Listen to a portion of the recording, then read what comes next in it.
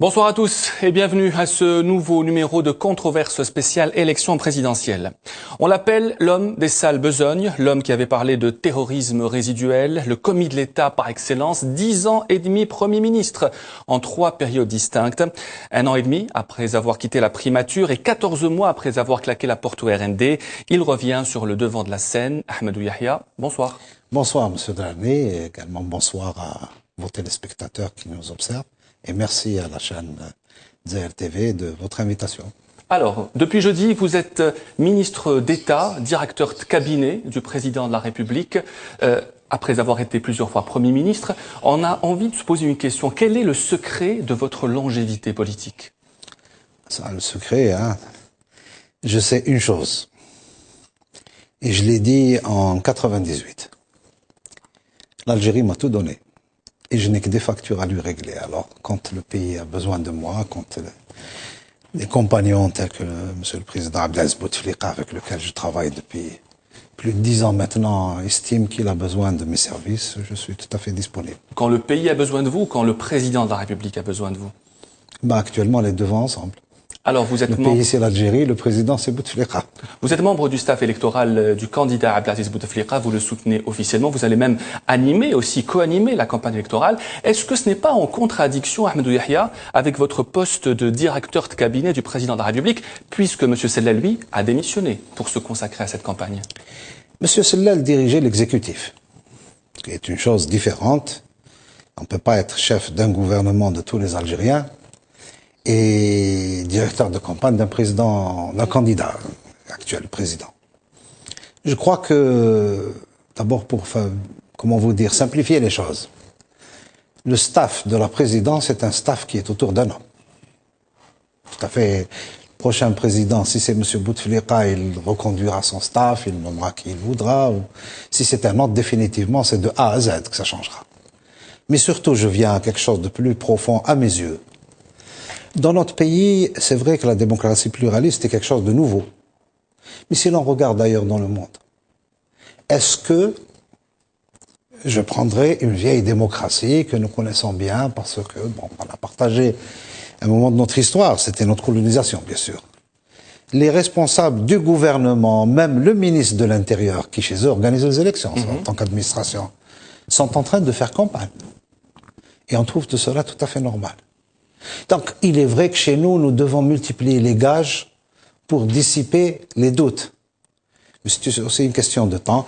Et en tout état de cause, pour répondre en conclusion après avoir fait ces commentaires à votre question, je n'y vois aucune contradiction. Pour vous, il n'y a pas de contradiction? Définitivement. Une dernière question concernant votre nomination de jeudi, Monsieur Ahmadou Yahya. Généralement, ce genre de nomination, comme directeur de cabinet, se fait après l'élection. Là, elle se fait à quelques jours du début de la campagne électorale. Est-ce que cela ne montre pas que les jeux sont faits ou est-ce que vous serez directeur de cabinet pour seulement 1 mois? Non, si le président de la République venait à ne pas être élu, son équipe partira et l'équipe du successeur viendra. Donc vous seriez resté 1 seul mois comme directeur de cabinet? Et alors, vous ne considérez pas que l'Algérie, la servir un jour, est un énorme honneur et une contribution qui est un devoir sacré, je dirais. Est-ce qu'il n'aurait pas été, selon vous, plus judicieux d'attendre la réélection pour nommer un nouveau directeur de cabinet? Enfin, vous rentrez dans des considérations... Ou c'est le président qui décide? M'excuserez, vous rentrez dans des considérations byzantines. Le président préside jusqu'au... Je crois que tout le monde, même ceux qui sont en course contre lui, ou même ceux qui contestent sa candidature, ne se posent pas de questions sur le fait qu'il est président plein jusqu'au jour de la prestation de serment. Bien sûr, en tant que soutien de M. Bouteflika, je lutte et je milite pour que le jour de la prestation de serment, ce soit lui qui prête serment. Mais c'est le peuple algérien qui décidera. Là, je crois que c'est vraiment des élucubrations. On va parler d'actualité à présent, Monsieur Yahya. Il y a 48 heures, la région de Gherdaya s'est de nouveau enflammée. Des heurts extrêmement violents, plus de 50 blessés. Les habitants sur place parlent d'un carnage, même si pour l'instant il n'y a pas eu de mort, mais de nouveaux affrontements intercommunautaires. Selon vous, qui allume aujourd'hui le feu de la discorde à Gherdaya? Écoutez, je ne vais pas me lancer dans une analyse de qui allume le feu de la discorde. Je me dois, en tant qu'Algérien d'abord, en tant que responsable politique ensuite, d'exprimer ma très profonde inquiétude devant ce que connaît cette région de notre pays, qui, sans faire de distinction entre mes compatriotes de telle ou telle région, mais c'est dire une vérité historique, la région de Ghardaïa, c'est à travers les siècles qu'on se distinguait par son civisme et son organisation. Je crois que l'État a, sans aucun doute, fait beaucoup de choses. Je suivais l'actualité, je me rappelle en particulier du déplacement du Premier ministre, M. Sellal, qui était alors en fonction pour tendre la main et essayer d'amener chacun à se réconcilier, à se rapprocher de l'autre. Je me rappelle du déplacement du ministre de l'Intérieur avec les responsables de la police et de la gendarmerie pour qu'on mette en place les moyens pour consolider la sécurité de chacun et des biens. Aujourd'hui, je crois que tout ce que je peux dire, par-delà un commentaire qui serait un commentaire de plus, c'est de tirer profit de votre tribune pour lancer un appel à mes compatriotes de, quelle que soit la ville ou, si vous voulez, la spécificité madhab, comme on dit, l'islam, nous sommes tous sunnites, à faire prévaloir la raison. Parce que il y a sans aucun doute des gens qui essayent de manipuler Ghardaïa. Et surtout manipuler Ghardaïa en période électorale. De qui vous parlez ? Je dirais, je ne sais pas. C'est pas un secret que je vous cache. Mais il est clair qu'il y a des gens qui manipulent. Mais enfin, ce n'est pas l'essentiel. L'essentiel, c'est que nos compatriotes, dans la wilaya de Ghardaïa, Berriya, Namtlilia, Ghardaïa, Al-Ataf, Zilfana, etc., arrivent à faire prévaloir l'essentiel et à se tendre la main, certainement à faire quelque part une espèce de réconciliation. Et ce pays est fort en réconciliation, bien sûr. Il restera à l'État à assurer l'ordre public et à la justice à faire son travail sur les faits qui méritent d'être traités par les tribunaux. Alors toujours sur le volet des protestations, Ahmed Yahya, nous sommes samedi et comme c'est le cas depuis au moins un mois, chaque samedi il y a des manifestations, un certain nombre de manifestations organisées à Alger et dans d'autres wilayas, notamment par le mouvement Barakat. Est-ce que vous comprenez aujourd'hui les revendications de Barakat? Avez-vous de la sympathie pour ce mouvement? Je leur reconnais sans aucun doute le droit d'exprimer leur point de vue, c'est des Algériens. Et où nous sommes en pluralité, et naturellement, donc, une pluralité de vues, nous ne le sommes pas, et grâce à Dieu, notre constitution, nos lois, et ma conviction, puisque vous m'interpellez personnellement, sont pour la différence d'opinion. Simplement, je me poserai des questions auxquelles je répondrai. La rue, ce n'est pas un choix. Le défi à la loi, ce n'est pas recommandé. Tout le monde sait que, dans la wilaya d'Alger, il y a des textes qui interdisent les manifestations sur la voie publique. Rien n'empêcherait à Constantine ou à Oran. Alger a des salles. Troisième et dernière remarque sur ce mouvement, c'est important d'avoir le droit de dire ce que l'on veut dire. Mais je considère que c'est à la limite de la démocratie de vouloir interdire quelque chose. Nous sommes aujourd'hui le 15 mars. Nous sommes exactement à 33 jours de l'arbitrage du peuple. Laissez le peuple arbitrer. Ma dernière remarque, finalement, j'en ajouterai une avec votre permission. C'est vrai qu'il y a des phénomènes de mode. Les révolutions des couleurs sont parties d'un penseur à Chicago, en passant par l'Europe de l'Est, pour débarquer dans le monde arabo-musulman. Moi, je pose une question et j'y réponds. Les barakat, les erhal et tout ça, on a parfois tendance à faire dans l'imitation. Je ne dis pas à ces messieurs et dames du mouvement barakat, je leur dis essayez de respecter la loi. Mais je dis à l'opinion publique, puisque vous me posez la question, face à un auditoire ou à des téléspectateurs. Qu'est-ce qu'a rapporté la mise en œuvre de ces slogans dans les pays où ça a été connu? Est-ce qu'il y a moins de chômage? Est-ce qu'il y a une meilleure stabilité? Est-ce qu'il y a une meilleure économie? Je crois que les données sont là. Donc pour vous, le mouvement Barakat joue contre la stabilité? Il est certainement, je ne les accuserai pas d'être des non-patriotes, mais je pense que leur élan fait qu'ils participent à un dérapage.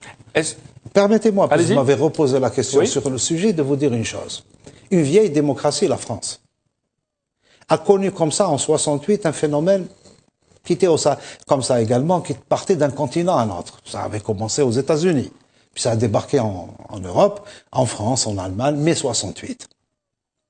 Mai 68 a failli faire effondrer une démocratie de 2 siècles. Ensuite, bon, ça a été récupéré sur le front de la contestation sociale. Bon, ensuite, vous la connaissez. La chienlit pour Aujourd'hui, nous assistons à la même chose dans le monde arabo-musulman et en Europe de l'Est. Permettez-moi de le dire en tant qu'Algérien, nous ne sommes pas un laboratoire. Il a été dit de ce pays, ne me demandez pas qui l'a dit, respect des relations de mon pays avec l'étranger, un représentant d'une puissance étrangère a dit de nous à un responsable algérien en 94, quand on faisait face au terrorisme. Il dit, vous nous excusez, pour nous, vous êtes un laboratoire. Pour voir si on peut composer avec un islamisme qui dérape vers les armes pour arriver à un accord. Je crois que nous n'avons pas un statut d'être un laboratoire. Je le dis pour mon pays, fier de la révolution de mes aînés, fier d'1,5 million de martyrs, conscient des souffrances que le peuple auquel j'appartiens a déjà payées et rêvant et agissant pour que la démocratie aille en se consolidant dans la patrie à laquelle j'appartiens. Donc, si vous le permettez, pour terminer sur cette question du mouvement Barakat, est-ce que ce n'est pas toujours le même prétexte qu'on donne contre ce mouvement et contre les opposants au président de la République d'être contre la stabilité, d'être instrumentalisé par des puissances étrangères? Est-ce que ce n'est pas dévalorisant pour eux? Non, je ne dis pas qu'ils sont instrumentalisés nécessairement. Il y a une mode. Mais qu'ils peuvent l'être. Vous savez, j'ai été jeune moi aussi. Hein? Il y a des moments où il y a même une mode dans la manière de vivre, dans la manière de s'habiller. Je ne dis pas qu'ils sont devenus une officine au service de l'autre. Mais je dis que ça mènera pas loin. Je dis que ça mènera pas loin. Et puis, vous me dites, à juste titre, je vous en remercie, ils sont opposés à la candidature de X. Merci de le présenter comme ça. Parce que chemin faisant, leur credo, oui. Chemin faisant, il y a eu tellement d'habillage. Bon, Monsieur Bouteflika ne doit pas être candidat parce qu'il a une santé un petit peu diminuée. Monsieur Bouteflika ne doit pas être candidat parce qu'il est à son 4e mandat. En fin de compte, c'est la leçon, enfin, le spectacle de 2004 qui se répète, tout sauf Bouteflika. Et là, je dis que c'est pas démocratique. C'est pas démocratique. Est-ce que la candidature de M. Bouteflika est contraire à la Constitution? Le Conseil constitutionnel vient de tirer ses conclusions. Est-ce que celui qui désigne un président, c'est bien le peuple algérien? Laissons-le, le 17 avril, choisir le président qu'il veut se donner. Très bien. Une dernière question avant de parler de politique et de la candidature du président. Elle concerne toujours les libertés publiques. Atlas TV est une chaîne de télévision qui a été perquisitionnée 2 fois par la gendarmerie. Elle a été fermée. Est-ce que vous considérez cette fermeture comme une atteinte à la liberté de la presse? Je sais que par les temps qui courent, il est de tendance de vouloir toujours se montrer plus démocratique que la démocratie. Je suis convaincu que les gendarmes qui sont allés au siège de cette station sont allés avec une réquisition du juge. D'ailleurs, j'ai lu dans la presse que les concernés disaient que la réquisition était un petit peu pas claire. Dans mon pays, il y a des juges. Je suis, comme tous les citoyens, justiciable. Et je considère que tant que la loi est un toit au-dessus de nous tous dans tous les domaines, information, vie personnelle, affaires publiques, tant que nous sommes sous le toit d'une législation et d'une justice, et tant que nous serons respectueux de cette justice et de cette législation, chacun de nous peut dormir le soir un petit peu en sécurité. Même si cette perquisition s'est faite dans une chaîne de télévision et connue alors, pour être hostile au président de la République? Qu'est-ce que c'est une chaîne de télévision? Qu'est-ce que c'est une chaîne de télévision? Je vous dirais, en 2004, il y avait une chaîne qui avait fait un tonnerre ici. Khalifa TV. Vous l'avez cité. Oui. Est-ce qu'elle a été empêchée? Donc, n'accusez pas ce pouvoir. Je n'accuse pas, je pose une question. Non, pardon. Oui. Il y a d'autres qui accusent ce pouvoir d'être une institution ou une équipe de répression des libertés publiques. Est-ce qu'un jour, un journaliste a été condamné pour offense au chef de l'État? Et pourtant. Et là, je peux vous faire une confidence. Pour avoir été pendant de longues années Premier ministre et même pendant une période ministre de la Justice du président Bouteflika, je peux vous dire qu'il lui est arrivé d'intervenir pour dire stopper les poursuites. Donc, une chaîne de télévision, elle n'est pas sous une immunité. Pourquoi? Les gendarmes ne sont pas allés en promenade au siège de cette chaîne. Ils sont allés sur réquisition du juge. Moi, je laisse le juge dire pourquoi et trancher le pourquoi. Ahmed Yahia, vous revenez sur le devant de la scène politique plus d'1 an et demi après avoir quitté le gouvernement. Vous aviez été remplacé par Abdelmalek Sellel. Qu'est-ce qui vous a poussé réellement à revenir et à soutenir le candidat Bouteflika? Est-ce que vous pensez que le bilan présidentiel est positif et qu'il doit continuer sa mission? Oh ben, définitivement, j'en suis convaincu. Pour quelle raison? Pour deux raisons. D'abord, si vous me dites, si tant est que ça aurait été un échec, j'y ai ma part. Mais je peux vous donner en diagonale, parce que le temps est compté. Si vous me dites, est-ce que le bilan est positif, je vous en citerai quelques têtes de chapitre. Politique, économique, social, pour rester sur 3 grandes balises. Et je qualifierai le bilan du président Bouteflika sur 15 ans de réussi et de graduel. Je m'explique. Commençons par le politique. Il fallait d'abord finir avec la grande vague du terrorisme, transformer la trêve en concorde civile. Il l'a magistralement fait. Et c'est les Algériens, bien sûr, qui l'ont finalement fait, mais il a su nous entraîner. Concorde civile, 1.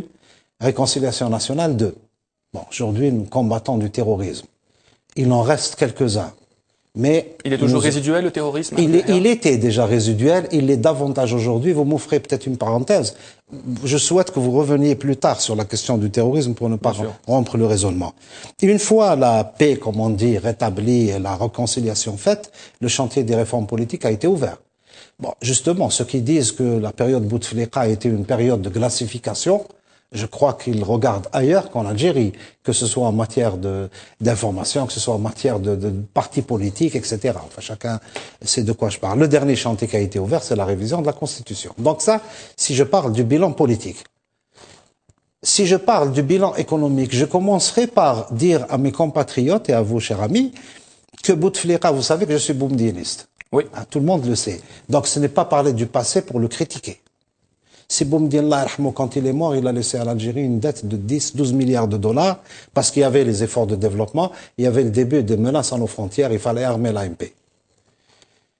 Lorsque M. Bouteflika est arrivé aux affaires en 99, l'Algérie avait une dette de 35 milliards de dollars et demi. Je profite ici parce que nous ne parlons pas en tant que pouvoir, comme on dit.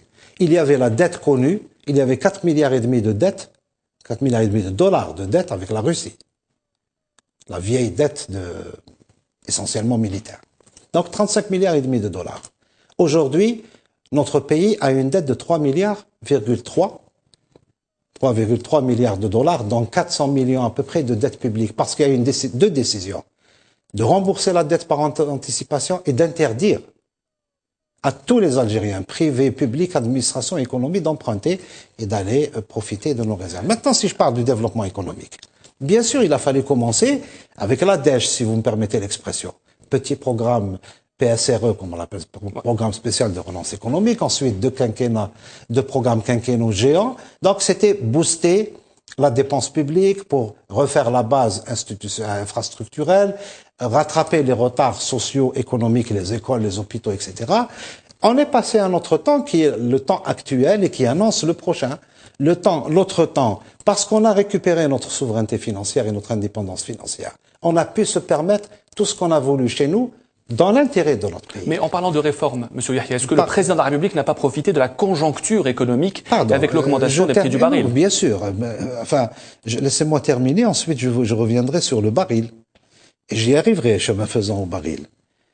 Je disais que nous sommes arrivés dans la démarche de développement après avoir rattrapé des retards. 2,5 millions de logements livrés, un en cours, il en reste encore des besoins, bien sûr. Nous sommes passés à une autre phase, je dis nous parce que j'ai été co-acteur avec le président Bouteflika, je ne peux pas renier ce que j'ai fait à ses côtés.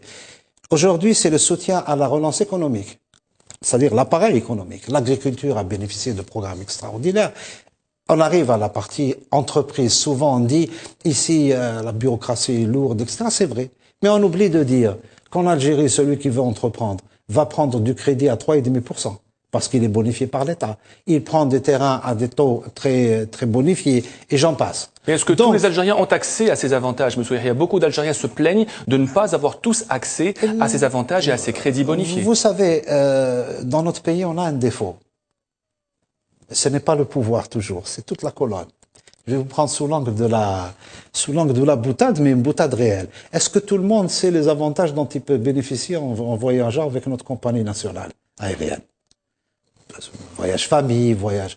Vous me dites, les gens ne savent pas, parce que nous ne communiquons pas assez. Ils ne savent pas et n'acceptent pas aussi facilement. Non. Et parce que les médias, parfois, excusez-moi, c'est pas un procès que je fais aux médias, ne vulgarisent pas les bonnes choses. C'est vrai que les médias sont pas intéressés par les trains qui arrivent à l'heure. Je vous dirais, nous sommes même le seul pays au monde qui a fait ce qu'il a fait et Blemzia à notre jeunesse avec le dispositif ANSEJ et qui est le milliard de Bouteflika. C'est comme ça que les jeunes l'appellent. Et certains critiquent pourquoi. Ne me dites pas que l'opérateur, celui qui veut fonder une entreprise, ne sait pas que s'il va à la banque, il a droit à un crédit où l'État le bonifie. C'est la loi, c'est les décrets, c'est... Bref, vous m'avez dit la conjoncture et le pétrole.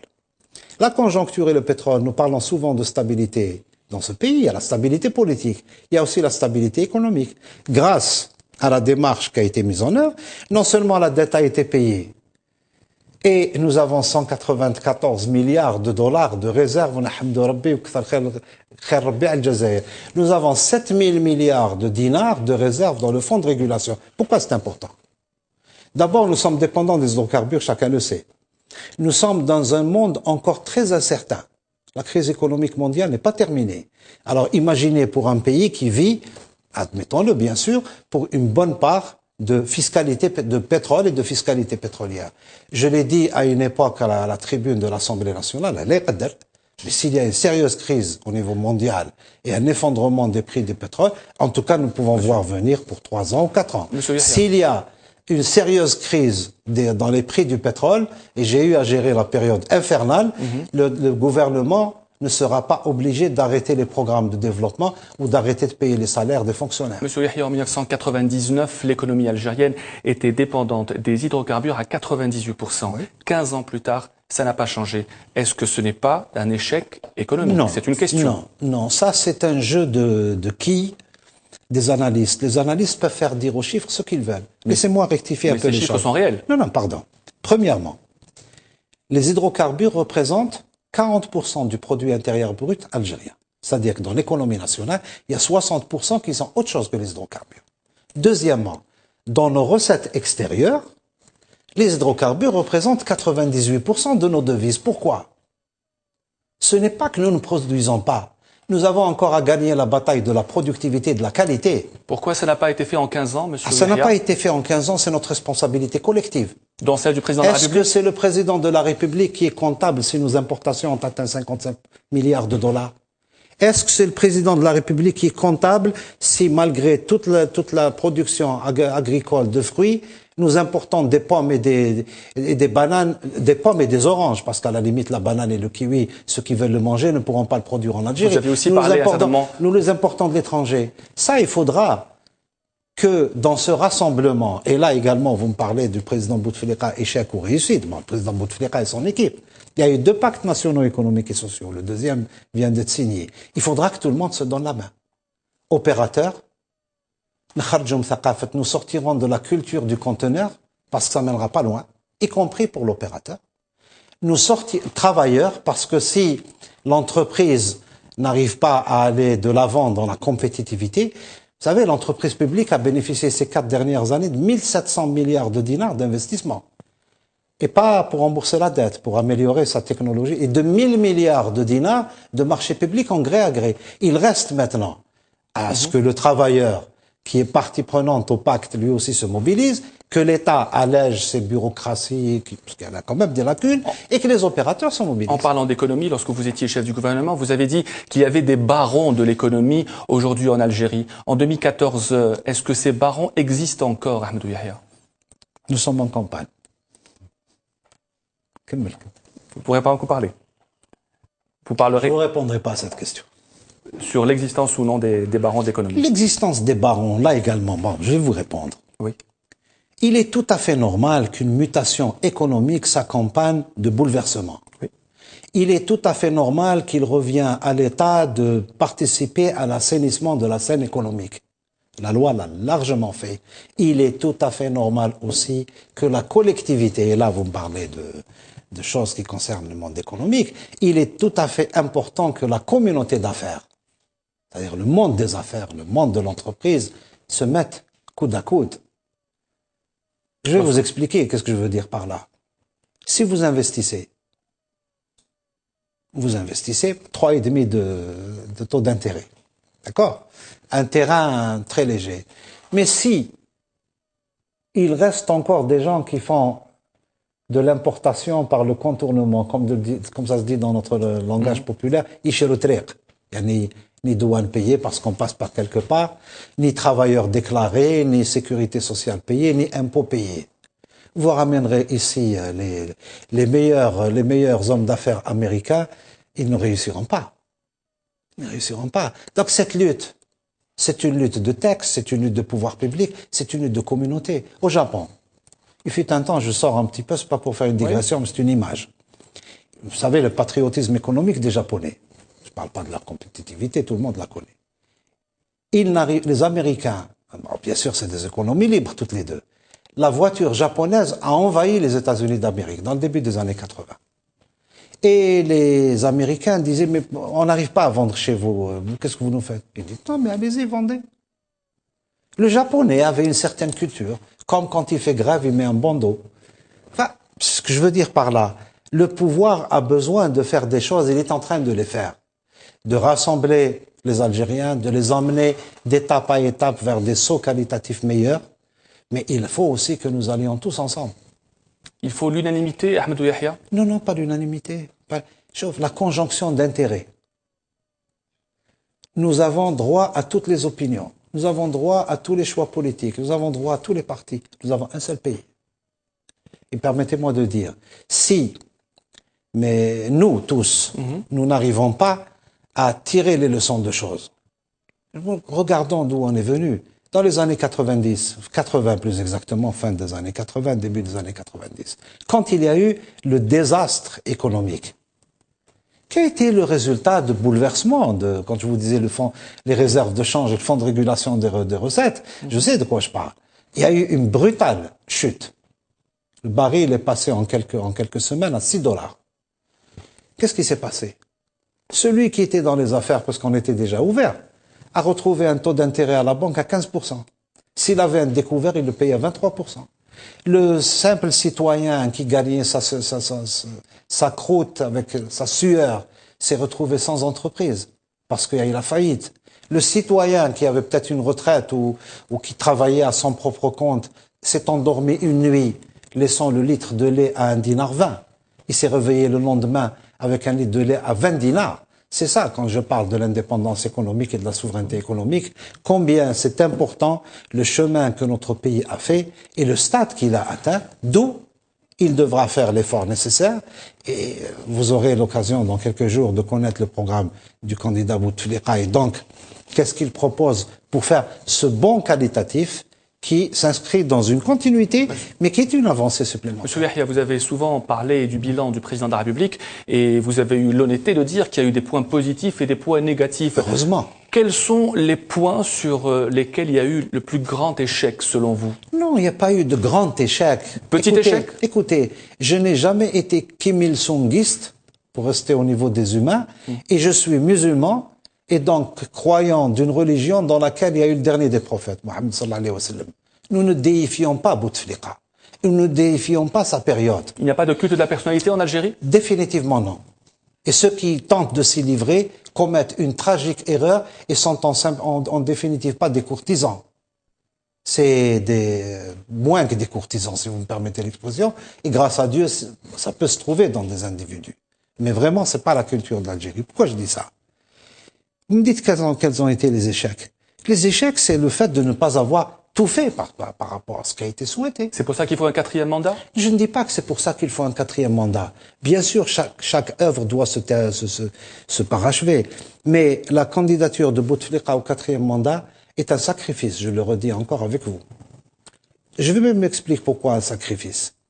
D'ailleurs, chaque Quand on dit sacrifice, M. Yahya, ça veut dire que M. Bouteflika ne veut pas être candidat. Non, laissez-moi écouter d'abord si je retourne C'est le mot sacrifice seulement. Si je retourne à notre culture, bah, là je vous parle dans une langue qui est la langue française. Si je vous retourne à notre culture, dans notre culture, je vais le dire en français, comme parce que je suis sur un plateau d'une chaîne, d'une émission en français, on a une formule du temps de la Révolution, c'est la formule des aînés, qui dit la responsabilité ne se demande pas et la responsabilité ne se refuse pas. M. Bouteflika d'abord appartient à cette école de parcours. Ensuite, au jour d'aujourd'hui, quelle est la plus-value fondamentale qu'apportera du point de vue de ceux qui le soutiennent M. Bouteflika avec une autre période à la tête de l'Algérie? C'est une évidence, une continuité de parcours. Réforme économique, réforme politique. Il y a une conjoncture très très grave. Et l'Algérie a plus que jamais besoin d'être rassemblée. Vous me parliez tout à l'heure d'une tragique situation que mon pays vit à Ghardaya, une des régions les plus unies, parce qu'ils ont conservé leurs traditions à travers les siècles, etc. Que vous dire au niveau national, au niveau de la nation algérienne, qui est encore en convalescence de ses blessures? Grâce à Dieu, aujourd'hui, nous ne nous battons plus entre ceux qui se considèrent plus musulmans que d'autres, entre terroristes et patriotes, comme on s'appelait, etc. On se bagarre autour de Barakat, autour du faux d'un changement. Permettez-moi de vous dire que c'est des bagarres d'ailleurs qui reviennent, puisqu'on a connu ça en 90 et on sait où ça nous a mené. Aujourd'hui, le problème est à nos frontières. Nous avons besoin d'être rassemblés. Nous avons besoin de consolider notre rassemblement. C'est les Algériens qui le feront, le rassemblement. Mais ils ont besoin d'un leadership qui nous guide ensemble et qui a une certaine vision pour pouvoir nous manager dans un environnement. On est entouré d'une situation de conflit, de menaces sur notre sécurité nationale. Notre armée est capable de faire son travail, mais nous avons besoin de ramasser notre peuple derrière. Et permettez-moi de le dire avec le respect absolu à chacun. Et d'abord, je tiens à ce que chacun des frères et madame, la sœur qui sont candidats, s'assure de mon total respect. Je ne parle pas pour attaquer X ou Y. Mais aujourd'hui, quand on voit le vécu de la scène politique, il fait peur. Aller dans la rue, demander aux Algériens. Donc, selon lui, le choix de Bouteflika est le choix de la sécurité? Le choix d'une stabilité à consolider, d'un parcours à parachever. Vous avez utilisé le mot guider. Pour vous, le président de la République est un guide? Qaïd, au sens de notre vieille culture. C'est pas le guide. Mais vous disiez il y a 5 minutes qu'il n'y avait pas de culte de la personnalité. Oui, définitivement. Est-ce que guide et Qaïd, c'est pas une forme de culte? Écoutez, De Gaulle a été le guide de la France, Eisenhower a été le guide des États-Unis, Roosevelt a été le guide. Mais De Gaulle a démissionné. De Gaulle a démissionné. Mais De Gaulle a fabriqué la France d'aujourd'hui, permettez-moi de le dire. Il nous a méchamment combattus. En tant qu'Algérien, on a des raisons de ne pas oublier les douleurs de ce qu'a fait De Gaulle dans notre pays, mais en tant que dirigeant de son propre pays, il a fait la France. Donc si on suit vos explications, Monsieur Ahmedou Yahya, c'est à cause de ce qui se passe aujourd'hui à nos frontières, c'est le manque de stabilité, c'est les problèmes de sécurité, ce qui se passe à Ghardaya, qui devrait pousser les Algériens à voter pour Bouteflika et pour aucun autre candidat. Les Algériens, l'appel que je leur lance et que j'aurai l'occasion de le répéter dans votre émission, c'est de ne pas se laisser entraîner dans des aventures, d'aller voter et de voter pour ceux ou celui qu'ils considèrent être le bon choix pour eux. Et je m'explique pourquoi je fais ça, je dis cela. Ceux qui sont en train de se livrer à une série d'acrobaties politiciennes, dire il faut pas voter. Bon, je me permets de dire que constitutionnellement, même s'il y a 5 millions d'Algériens qui votent, il y aura un gagnant, et constitutionnellement, il est gagnant. Mais qu'est-ce qu'on vise? On vise à dire que le pays est une démocratie fabriquée, et donc il faut qu'on vienne d'ailleurs nous aider à améliorer la démocratie. Ceux qui disent, non, il faut une période de transition. J'entends certains dire la période de transition, j'ai un peu de mémoire. Je me rappelle de la transition vécue entre 94 et 98, ou 95 plutôt, elle devait aller jusqu'à 96. Ils étaient là pour faire un blocage. Et on a besoin encore d'une transition. Ceux qui disent il faut faire appel à l'armée. On a dit que j'ai visé Mouloud. Non, on a dit que j'ai visé Mouloud Hamrouch. Non. Et je tiens à le saluer. Vous avez visé qui alors? Non, il y a des gens qui ont carrément appelé à l'armée à intervenir. Ne me faites pas citer des noms. J'ai tenu à préciser par rapport à Semouloud, parce que Semouloud, quand je suis venu la première fois à la présidence comme appelé, faire mon service national, je l'ai trouvé là-bas comme officier dans l'administration et les services de la présidence. Donc j'ai même, si vous voulez, une raison humaine, personnelle, de lui manifester mon estime et mon respect en termes politiques. Ceux qui appellent à l'intervention de l'armée, c'est pas de la démocratie. Ceux qui disent, alors vous me dites, bien sûr, je vais demain faire campagne pour défendre la candidature de Bouteflika, comme beaucoup de frères. D'autres frères vont faire, ou d'autres compatriotes vont faire campagne pour d'autres. Vous me parlez, vous me posez la question, quelles sont mes convictions, qu'est-ce qu'apporte l'élection, je l'espère, démocratiquement de M. Bouteflika pour les années à venir à la présidence de la République. Elles apportent, de mon point de vue, deux choses. Un facteur de consolidation de notre stabilité et un facteur de continuation d'un parcours. Vous remarquerez que tous ceux qui critiquent la candidature de Bouteflika, très peu parlent de son bilan. Donc, on dit sa santé, on dit bzaf, 4 fois. Cela nous ramène donc, M. Ahmed Yahya, à parler de la santé du président de la République. Oui. Vous avez dit sur la chaîne Nahar TV, notamment, vous avez dit que vous l'aviez rencontré à 2 reprises. À propos de rencontres avec le président de la République, c'est lui personnellement qui vous a proposé le poste de directeur de cabinet du président de la République? Non, ça c'est des détails. Vous savez, vous parlez à quelqu'un qui a le sens de l'État. Permettez-moi de le respecter. Oui. Une discussion entre le président et un invité, encore mieux un ancien responsable dans l'État, doit garder une confidentialité. Je tiens à préciser, si j'ai dit que je l'ai vu 90 minutes et 60 minutes, c'est pas par forfanterie pour dire que j'ai passé un long moment avec lui. C'était dans le cadre d'une dialectique de raisonnement, puisqu'on me dit, enfin, c'est le frère journaliste qui m'a posé la question, relayant ce qui se dit dans la rue, dit qu'il n'est plus capable ni de parler, ni de raisonner, ni de diriger, ni quoi que ce soit. Et votre réponse? J'ai dit que le président de la République n'a certainement pas la santé qu'il a quitté la sienne en 99, mais il a une parfaite lucidité et une parfaite capacité de raisonnement et de gouvernance. Et je l'ai illustré, je le referai devant vous, en disant que si il était dans l'incapacité de parler ou de raisonner, il n'aurait pas reçu des émissaires ou des personnalités étrangères, y compris un chef d'État d'un pays frère et voisin. Et si il était si incapable d'assumer la mission d'un chef de l'État durant ces rencontres, vous me permettrez de vous dire qu'il a reçu tellement de gens que ça se serait étalé dans les colonnes de la presse étrangère. Donc pour revenir à l'état de santé, ce que vous venez de dire, M. Ahmed Yahya, vous dites que le président est lucide. Il suffit d'être... Je ne dis pas qu'il est lucide, un malade qui est lucide, qui est conscient. Je dis que s'il n'a plus la santé de 99, il est capable d'assumer sa mission de chef de l'État.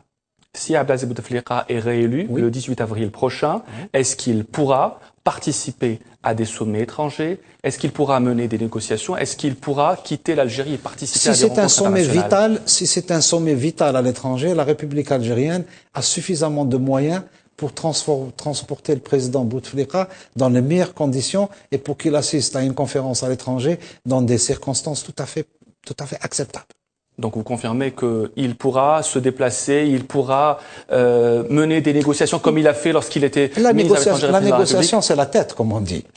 Hein? La négociation, je l'ai dit à vos amis de Nahar, j'ai eu l'immense privilège de travailler aux côtés du président Bouteflika 2 fois comme chef du gouvernement et 2 fois comme ministre, dans 10 années à peu près.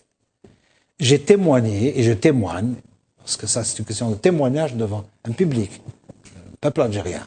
J'ai témoigné et je témoigne que la lucidité, la capacité de raisonnement, la vivacité d'esprit, la clairvoyance dans la projection vers le sujet sur lequel on discute et comment il peut aller de l'avant, j'ai retrouvé le responsable dans toutes ses capacités qui étaient les siennes quand j'ai eu le privilège de servir à ses côtés en 2000 ou en 2003 ou en 2008. etc. Alors selon vous, M. Yahya, pourquoi est-ce qu'on ne le voit pas aussi souvent qu'avant? Pourquoi est-ce qu'il n'y a pas un contact continu? Louise Hanoun avait appelé à un certain moment le président à s'exprimer, à parler à son peuple. Pourquoi Abdelaziz Bouteflika ne parle pas à son peuple, selon vous? Je vais vous dire pourquoi vous me posez cette question. J'ai donné une réponse lors de mon passage avec vos camarades de Nahar. j'ai renvoyé à comment vous dire, des balises. On dit par exemple, ah tiens, il n'a pas fait de conseil des ministres pendant si longtemps. J'ai dit, pour rappeler, que le dernier conseil des ministres auquel j'ai assisté avec lui comme chef du gouvernement s'est tenu en février 2012. Et le suivant, avec l'arrivée de mon ami Abdelmalek Sedlal à la tête du gouvernement, s'est tenu en septembre 2012, c'est-à-dire 7 mois. J'ai dit que le président Bouteflika, avant le discours de Sétif, n'avait pas fait de discours depuis le discours d'avril. Sétif, c'était mai 2012. Il n'avait pas fait de discours public depuis Tlemcen, février ou mars 2011. Donc, ne faisons pas de cela une catastrophe. Maintenant, cessons de tenir un discours ou nihiliste contre M. Bouteflika ou totalement irréel. M. Bouteflika était malade. Il a été hospitalisé. Donc, physiquement, il a été diminué. Monsieur Bouteflika, que vous avez vu rentrer en juillet, je crois que c'est juillet, dans son retour d'hospitalisation en France, du Val-de-Grâce, du Val-de-Grâce, suit un traitement, tout ce qui doit être fait médicalement. Monsieur Bouteflika connaît une amélioration. Et dans tout cela, Monsieur Bouteflika n'a jamais été en rupture avec sa mission présidentielle. Certains avaient même invoqué l'article 88, vous vous rappelez. Il était à l'étranger. Il était en contact avec son équipe civile et militaire, et même il les a reçus en France. Il est là, il les reçoit et il gère et il dirige. Donc, pourquoi il n'a pas beaucoup parlé? Mais alors, si je fais un petit peu dans la taquinerie, on va revenir à... Ceux qui disent, vous posez une question, il voyage ou il ne voyagera pas. Il fut un temps, il disait qu'il habitait dans un avion. Ceux qui disent, il n'a pas parlé, je ne parle pas de Mme Hannoun, certainement elle a fait son appel au président avec les meilleures intentions du monde. Il disait à l'époque, mais il habite dans un écran de télé, ce monsieur. Alors, c'est-à-dire, quelle que soit la situation, bon, il y a des gens qui ont envie d'avoir un autre président comme M. Bouteflika, c'est leur droit. Quelle que soit la situation, M. Bouteflika ne fait pas leur affaire, c'est leur droit. Mais qu'ils cessent d'emballer une démarche qui a été qualifiée en 2004 par eux-mêmes de tout, sauf Bouteflika. Pour revenir à la... Qu'ils cessent je termine en un mot, qu'ils cessent de l'emballer dans une raison de santé, dans une raison de mandat qui ne se termine pas, ou je ne sais pas quoi. Pardon. Il y a quelques mois, vous disiez à certains confrères que parfois, il faut savoir quitter la table. Non, il y a quelques mois, je ne parlais pas. Est-ce que vous ne pensez pas... pas... pendant 14 mois. Est-ce que vous ne pensez pas que c'est le match de trop pour Abdelaziz Bouteflika, que ça aurait été préférable, en tant qu'homme qui le connaissait très bien, de quitter la présidence par la grande porte et de promouvoir l'alternance, cette même alternance, M. Yahya, qui a été promue par Liami Zerouel en 1998? Allah yadhkuru bil khair, et avec le plus grand respect et la plus grande affection pour Liami Zerouel. Vous me parlez de M. Bouteflika. Primo, je suis convaincu que si les circonstances ne l'avaient pas poussé à être candidat, cette fois, à répondre à un appel, je suis convaincu qu'il aurait préféré ne pas rempiler. Deuxièmement, on me dit par la grande porte. Oui. Oui. Il est dans une position de haute estime chez son peuple. Vous savez... Comment vous pouvez le savoir? Comment je peux le savoir? Oui. Premièrement, ce pays qui est le mien, j'ai eu l'immense privilège de faire, avant cette campagne qui arrive, de faire 11 campagnes électorales. Je connais l'Algérie profonde. J'ai des amis, des relations. J'ai quitté la direction d'un parti, mais je compte beaucoup d'amis dans ces structures. Je parle, j'écoute, je me renseigne. Les Algériens, pendant que certains étaient en train de préparer ici je ne sais pas quelle contredanse politique, les Algériens étaient très très très inquiets quand leur président était malade. Les Algériens ont demandé le retour que le président s'engage une nouvelle fois. Chemin faisant, on a dit, c'est le candidat d'un clan. Je vous dirais, beaucoup seraient très heureux d'avoir un clan qui est représenté par plus de 15 000 élus signataires et des centaines de milliers de citoyens signataires. Alors vous me parlez de grandes portes. Il n'est pas en train de disparaître dans l'estime ou dans le cœur des Algériens. Vous avez parlé de signature, Ahmed Yahya. Beaucoup de citoyens qui travaillent dans des entreprises publiques affirment, notamment la CEAL, Sonatrach, Sonelgaz, certaines personnes affirment avoir été obligées de signer ces formulaires. Écoutez, bien sûr, j'ai une réponse en deux temps. Temps objectif. Ensuite, ce sera un temps boutade. Temps objectif, il y a une justice.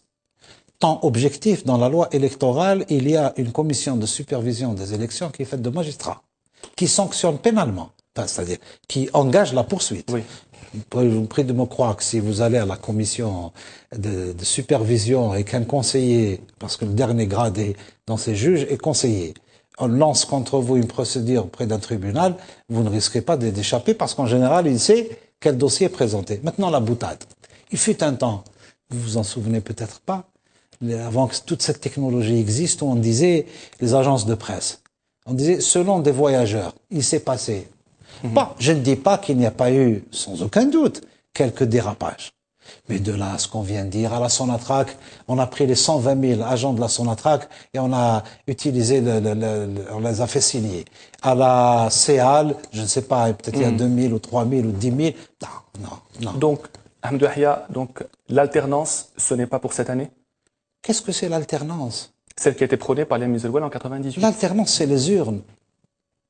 Laissons tout simplement, il y a une condition pour l'alternance, laissons tout simplement au peuple algérien le soin de dire ce qu'il veut. Pour revenir à un autre dossier politique important qui a caractérisé la scène nationale ces derniers mois, ce sont les dernières révélations du secrétaire général du FLN, Amal Saadani, sur le rôle de l'armée. Une question, Ahmed Yahya, sur le temps de la boutade aussi. Pendant de nombreuses années, on vous a qualifié, caractérisé d'homme proche de l'armée. Est-ce que vous le revendiquez? Non, on a même fait de moi un officier des services de renseignement. Si vous ne le savez pas, je vous renvoie à Jeune Afrique en 96, qui m'avait donné même un grade. J'étais colonel à cette époque-là du DRS. Et hier, je voyais un sinistre personnage sur la chaîne le Maghrébien, et je ne fais pas le procès de la chaîne qui est contre le régime. Je parle du personnage. Parce que ce monsieur Zitot, l'Algérie était bonne à servir lorsqu'il était diplomate. 95, sa carrière était, enfin, son séjour au poste à l'extérieur était terminé, était rappelé. Il s'est envolé, il s'est retrouvé en Angleterre. Hier, bon alors là, j'ai fait. Bref, je ne sais pas pour revenir sur ce qu'il disait. Vous me parliez de l'armée. L'armée, c'est l'armée de mon pays. Je parle de l'état-major, alors parlons de l'état-major. L'état-major, ou le DRS, ou l'armée nationale populaire dans son ensemble, c'est l'armée de mon pays. Et heureusement que la République algérienne démocratique et populaire a une armée capable de la défendre. Vous savez, notre guerre de libération nationale nous a donné à l'indépendance 3 corps de bataille. Il y en avait qui nous manquaient malheureusement. Elle nous a donné une armée, la Hélène, elle nous a donné des services de renseignement, c'est Bossouf. Elle nous a donné un appareil diplomatique, ou les noyaux d'un appareil diplomatique. C'est ce qui fait que sur ce terrain, on a, pendant longtemps, et jusqu'à ce jour, eu un certain panache. Il a fallu construire une administration. Allah rahmatillah, c'est Hussein, Ahmed Meddaghri, c'est Hussein, c'était son nom de guerre, qui a réussi à construire une administration solide. Et donc assassiné en 1974. Donc, vous me dites l'armée. Et heureusement qu'on a une armée. Heureusement qu'on a Est-ce que l'armée continue à jouer un rôle politique selon vous en Algérie? Algérie? L'armée n'a jamais eu la décision. Est-ce que vous pensez maintenant... Et je m'explique. Est-ce que vous pensez que les gens vont vous croire lorsque vous dites que l'armée n'a jamais eu un pouvoir de décision? Je ne dis pas... écoutez, on ne me croit pas. Oui, on ne me croit pas. Je vous pose la question. On ne me croit pas. Pourquoi on ne me croit pas? Parce qu'ils ont été alimentés matin et soir à le pays du cabinet noir, le pays des généraux. Écoutez, il y a dehors, et je les salue, des centaines d'officiers de l'ANP, de différents corps, le corps classique de l'armée ou le corps des services de renseignement, qui sont à la retraite. Il y a des dizaines de milliers de citoyens qui ont été sous le drapeau, comme on dit, en tant qu'appelés ou en tant que soldats contractuels et officiers contractuels. Allez leur poser la question. S'il y a eu une élection, quelqu'un est venu sur leur tête leur dire, bon, voilà, tu votes ça. Est-ce que l'armée est une institution qui participe au débat? Heureusement. Heureusement, c'est notre tradition depuis la guerre de libération. Je sais, on vous renvoie à l'indépendance. L'armée est rentrée, elle a fait le pouvoir. On vous renvoie à Seboumdine, Allah yarhamou, ils ont fait un coup d'État. Alors si c'est parce qu'on a un militaire à la tête d'un pays, je vous dirais que les États-Unis d'Amérique, en sortant de la guerre, ont eu le plus illustre de leurs généraux qui les a dirigés comme président élu, Eisenhower. Tout à l'heure, chemin faisant, on avait cité De Gaulle. Donc, mais de là à dire l'armée fait le chef, ou l'armée décide, c'est faire une insulte ou une offense à tous ceux qui ont occupé cette institution présidentielle, de M. Bouteflika aujourd'hui. Avant lui, c'est Lamine Zaroua, Allah yadhkuru bil khair. Avant lui, c'est Kafir, Allah yarhamou. Avant lui, les frères du ACE ou du président Chadli. Donc selon vous, les chefs d'état-major et les ministres de la Défense n'ont aucun rôle politique à jouer dans le choix, ne serait-ce que du candidat préféré pour non, cette ça c'est la théorie du présidentielle. candidat, Murashah al-Ijma', le candidat du consensus. Bien sûr que les militaires, si quand ça va très très mal, quand les civils, excusez-moi l'expression, se cassent la gueule, on appelle les militaires à venir nettoyer, sans aucun doute qu'ils ont, dans les discussions, ils n'émettent pas un avis sur qui sera candidat. Ils émettent un avis sur des moments difficiles du pays, mais il y a toujours un chef qui décide. Et ce chef, la Constitution lui a donné le pouvoir, c'est le président de la République. Vous pouvez me dire pourquoi le président garde le poste de ministre de la Défense. C'est peut-être pour mieux coordonner les choses. Mais de là, je l'ai dit la dernière fois en parlant sur une chaîne de consoeurs à vous, j'ai cité un mort, comme on dit, Allah yarhamou brahmatillah, c'est Mohamed Lamari. On a dit qu'il était contre la candidature. C'est d'ailleurs le seul homme politique qui dit que Mohamed Lamari n'était pas contre. Contre la candidature de Bouteflika au deuxième mandat, contre la réconciliation nationale. Allah yarhamou brahmatillah. Il n'a pas été contre. Il n'a pas été alors contre. Il n'avait pas à être contre. Pourquoi alors a-t-il été poussé à la porte après la réélection? Il a démissionné. Alors là, vous me dites pourquoi chaque fois qu'on parle, chez vous, quand quelqu'un quitte une fonction, il a été poussé à la porte ou il est sorti par la petite porte. Mohamed Lamari, Allah yarhamou, a été chef d'état-major pendant 11 ans. On ne peut pas être fatigué? On ne peut pas avoir un besoin de changement? Le président, pour lui-même, pour le président, oui. Le président Bouteflika donc n'est pas fatigué puisqu'il a ce besoin de vouloir remplir les nouveaux mandats. Il est obligé de se sacrifier pour ceux qui sont en train de le critiquer et pour cette patrie qu'il a contribué à libérer et qu'il a eu l'honneur de contribuer à construire ou à diriger depuis son indépendance à des moments ou à d'autres. Avez-vous été heurté par les attaques contre le général de corps d'armée Mohamed Medienne? J'ai été attristé. Pour quelle raison? J'ai été attristé pour mon pays. S'il s'agit des hommes, et de chez vous aussi, je leur adresse le plus fraternel des saluts, puisque que ce soit c'est Toufik, ou que ce soit c'est Gaïd Saleh, le chef d'état-major, ou que ce soit tous les responsables au sein de l'armée nationale populaire, nous avons été des compagnons de route pendant des moments amers et dans la servitude au pays. J'ai été attristé pour mon pays. J'ai été attristé pour mon pays, pourquoi? Parce que la résultante, c'est quoi? On a semé la panique chez les citoyens. Il a fallu l'intervention du président de la République pour en mettre un peu les choses, si vous voulez, ramener un peu le calme. Mais en plus de ça, on a jeté en pâture les secrets de défense nationale du service du DRS et de l'armée nationale populaire. La presse, c'est pas la faute à la presse. C'est la faute à Saadani? Je parle pas de X ou de Y. On dit, bon, tant de généraux ont atteint l'âge. Alors, X est commandant de ceci, il est né, il a tel âge. Y est commandant de cela, il a tel âge. Et Z est commandant de ceci, il a tel âge. Même dans les services de sécurité. Allez voir dans les autres pays du monde, si vous trouvez toutes, et notamment les corps le service de renseignement. Si vous trouvez tout ça, étalé sur la presse publique. Dans les autres pays du monde, la CIA, par exemple, est critiquée tous les jours par les médias américains et personne ne trouve à être attristé. Il n'y a pas de problème quant à la critique. Je vais vous dire, vous me poussez un peu plus loin dans l'attristement. J'invente un mot. Quand on vient dire il y a eu faillite dans telle mission ou telle mission, c'est une question de personne ou c'est une question de patrie? C'est une question de personne ou c'est une question de corps? Nous pouvons être en désaccord. Mais on n'a pas d'Algérie de rechange. Nous pouvons critiquer l'armée nationale populaire ou critiquer... Mais on n'a pas le droit de critiquer le général de corps d'armée? On a le droit de critiquer qui on veut. On critique le président de la République. mais on n'a pas le droit de jouer avec les institutions du pays, on n'a pas le droit de jouer avec la sécurité du pays, on n'a pas le droit de jouer avec le moral d'homme. Vous savez, nous sommes douillettement ici à Al-Mouradia, dans le studio de votre chaîne, et merci de votre invitation. Au moment où nous discutons, nous avons des milliers, pour ne pas dire des dizaines de milliers, de jeunes Algériens qui sont plantés sur la frontière à l'extrême sud, en train de dormir ou de ne pas dormir dans la défense du territoire national. C'est un corps. Je reviens à ma question, Ahmadou Yahya. Vous avez dit que les critiques contre le général de corps d'armée Medien sèment la panique chez les Algériens. C'est ce que vous avez dit. Non. D'abord, on a voulu vendre une guerre, appelons les choses clairement. Est-ce qu'il est au-dessus des critiques? On a voulu vendre une guerre entre l'état-major et le DRS. Oui. Si on vous dit que dans votre pays, vos institutions militaires sont en guerre, je crois que vous avez des raisons de ne pas dormir beaucoup. Donc il y a, il y a des critiques interdites. Non.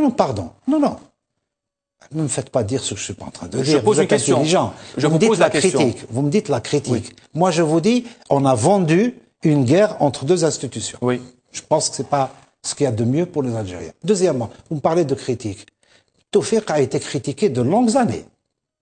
De plus en plus. Mais c'est la première fois qu'un homme politique c'est la première fois. Son nom officiellement. C'est la première fois on vient dire échec dans la protection du président Boudiaf. Allah yarhamou. Échec dans l'histoire de Tibhirin, alors que les assassins de Tibhirin ont témoigné de ce qu'ils ont fait. Échec dans la sécurité à Tigantorin. Ça, c'est qui? C'est Tawfiq? Et ça, ce n'est pas permis, selon vous? Non, je pas question de permis ou pas permis. Sur quoi on tire dans ça? On tire sur le monsieur qui est en charge du DRS, le général de corps d'armée, Medien Mohamed, ou on tire sur l'Algérie, je ne dirais même pas sur son service de sécurité ou sur son armée ou sur ses institutions. C'est ça ce que je dis est attristant. Critiquer. Pourquoi c'est la première fois qu'on le critique? C'est la première fois qu'un homme politique le critique nommément, M. Yahya. Oui, c'est la première fois. C'est pas le fait que ce soit un homme politique ou un journaliste. C'est le fait que la critique chez nous va en accompagnant la liberté d'expression. Il y a tellement de choses qui ont été dites. On a même, vrai ou non? Vous avez Pour vous, c'est une rumeur à tort. Quoi? Qu'on puisse lui coller ce qualificatif. Vous m'avez parlé tout à l'heure des militaires et du pouvoir. Je vous ai dit ce que j'en pensais de tous les militaires et du pouvoir. Ahmadou Yahya, est-ce qu'il vous arrive de penser à un avenir présidentiel puisque vous voulez toujours servir votre pays? Je suis chez vous ici en train de parler. Je parle de 2019, bien sûr. Non, je suis chez vous ici dans le cadre de militants, si je peux dire ainsi, comme vous m'avez présenté, d'un staff qui participe à la campagne d'un candidat. Je suis là pour courir et faire gagner, je l'espère, participer à faire gagner, je l'espère, avec beaucoup d'autres, le candidat que je soutiens, M. Abdelaziz Bouteflika, et je souhaite à mon pays qu'il soit bien, stable, et à un niveau de stabilité et de bien-être pour nos citoyens qui soit à la mesure des sacrifices qu'ils n'ont cessé de faire. Notre confrère Al-Arbi Zouaq du journal Al-Khabar disait hier que vous êtes peut-être un postulant, excusez-moi le terme, au poste de vice-président. Je lis nos différents titres, y compris le Khabar, qui est un journal de très bonne facture. Bon, j'ai lu. Ça l'engage lui dans son analyse. Vous n'avez aucun commentaire à faire? Non, s'il vous plaît. Ahmadou Yahya, je vous laisse le mot de la fin. Le mot de la fin, merci, il sera composé de 2 segments. Le premier segment, c'est d'exprimer encore une fois sur votre plateau un espoir. L'espoir que, après cette phase d'échauffement des athlètes, si je peux dire, à la pré-campagne, qui a eu tout ce qu'elle a eu comme propos parfois excessifs, etc., que nous allions à une campagne électorale qui se fasse autour de programmes. Nous sommes tous soucieux de voir la démocratie progresser dans notre pays. Le candidat Bouteflika, ceux qui veulent le critiquer peuvent le critiquer pas seulement sur son programme, mais sur son bilan. Et Bouteflika vient avec un programme que nous défendrons et un bilan que nous défendrons aussi. Les autres auront aussi leur programme et leur vision. Donnons aux Algériens des raisons d'espérer pour leur avenir. Donnons aux Algériens des raisons de choisir entre des programmes. Mon deuxième segment de mon mot de la fin est un appel à mes compatriotes. Je ne les appelle pas à voter Bouteflika parce que dans cet appel, je préfère ne pas utiliser ma qualité de soutien au candidat, mais utiliser ma simple qualité d'Algérien. Je les appelle à voter en masse. À voter en masse parce qu'en votant, d'abord, ils gardent entre leurs mains leur souveraineté. C'est eux qui la détiennent. Je les appelle à voter en masse pour choisir qui ils voudront choisir. Et je les appelle à voter en masse pour ne pas laisser la démocratie dont ils sont la source être, en fin de compte, par mégarde peut-être, détournée de son objectif et de sa finalité. Les aventures révolutionnaires, l'Algérie a fait sa révolution. Les aventures révolutionnaires, je ne crois pas qu'ailleurs, les révolutions, et avec tout le respect que j'ai pour tous les peuples, d'un peuple d'Europe de l'Est à mes frères du voisinage maghrébin, je ne pense pas que la révolution a, jusqu'à maintenant, amélioré le quotidien. Et chez nous, pour revenir à chez nous, nous avons connu la révolution. Barakat. Les Algériens, c'est un slogan qu'on leur a servi en 90-91. Nous avons malheureusement eu à pleurer des milliers, des dizaines de milliers de morts, pour voir notre pays debout. Alors j'espère que ce rendez-vous du 17 avril, l'Algérie y arrivera dans la sérénité. Et j'espère que le rendez-vous du 17 avril, grâce aux citoyens, sera une fête de la démocratie. Et je souhaite toute la stabilité pour mon pays et tout le bien-être pour mes compatriotes, en vous remerciant de votre invitation. Ahmadou Yahia, ancien chef du gouvernement, membre du staff du président de la République, merci d'avoir été l'invité de Controverse. Merci à vous également de nous avoir suivis. Rendez-vous ce mercredi à 20h30 sur Zahir.